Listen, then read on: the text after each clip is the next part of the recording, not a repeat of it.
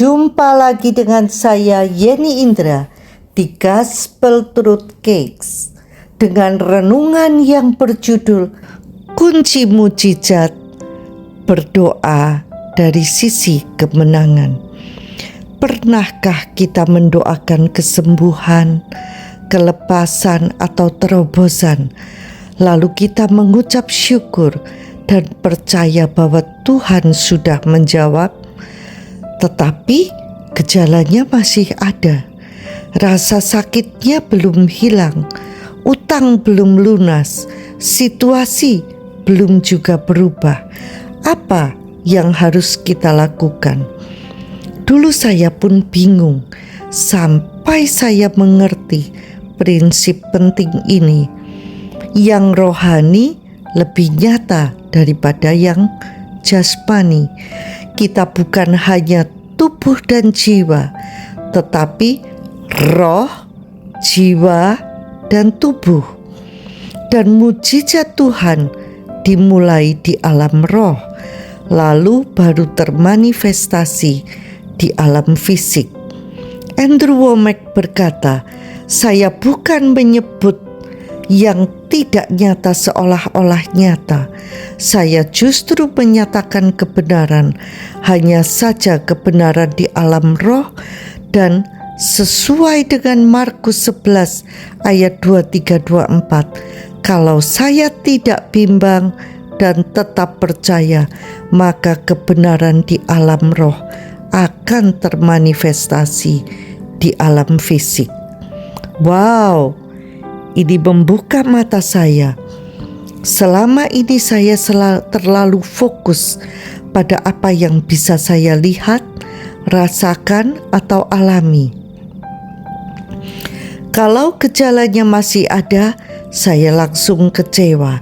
Padahal kebenaran firman Tuhan berkata, oleh bilur-bilurnya kamu telah sembuh. Itu sudah selesai.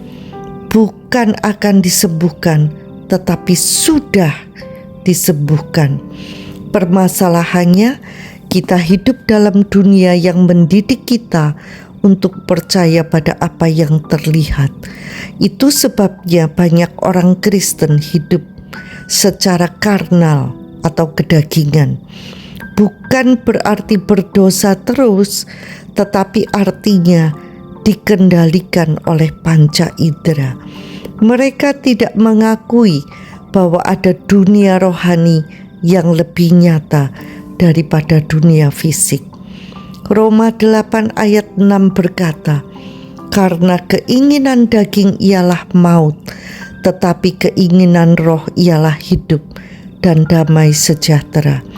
Artinya, kalau pikiran kita hanya fokus pada fakta fisik, hasilnya adalah kematian, kebingungan, kekalahan, depresi. Tetapi kalau kita berpikir sesuai kebenaran roh, maka akan muncul hidup dan damai. Roh kita yang sudah dilahirkan kembali punya sukacita, damai, iman, kesembuhan, kelimpahan. Semua yang kita butuhkan sudah ada. Tetapi untuk mengalaminya, kita perlu percaya bahwa yang dikatakan firman Tuhan lebih nyata daripada kenyataan fisik. Saya mulai melatih diri saya untuk berbicara seperti ini. Aku punya sukacita, karena itu buah rohku. Meskipun aku merasa sedih, sukacitaku nyata. Aku sembuh karena itu janji Tuhan. Meskipun gejalanya belum pergi, aku tidak goyah. Dan pelan-pelan saya melihat perubahannya. Keadaan mulai berbalik arah. Bukan karena saya berusaha keras, tetapi karena saya setuju dengan kebenaran yang sudah Tuhan ciptakan. Inilah kunci mujizat. Setujulah dengan apa yang Tuhan sudah lakukan di alam roh. Percayalah lebih pada firman-Nya daripada perasaan kita. maka yang rohani akan menarik yang jasmani. Hidup bukan tentang menunggu mujizat, tetapi menciptakan manifestasinya melalui iman.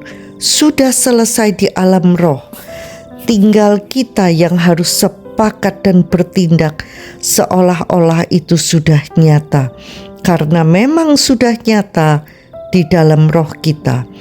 Apa yang kita lihat belum tentu realita, tapi firman Tuhan selalu kebenaran, dan kebenaran itulah yang membebaskan kita.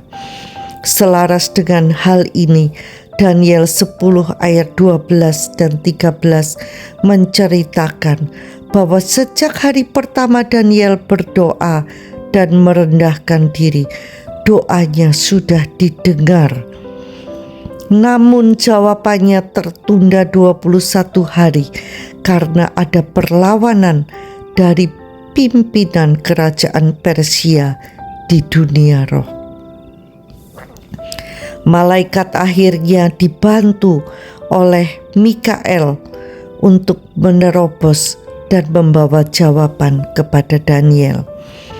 Dari pemahaman ini, sekarang saya mengerti, saat berdoa sesungguhnya doa kita langsung dijawab Tuhan, tetapi manifestasinya membutuhkan waktu karena berbagai sebab.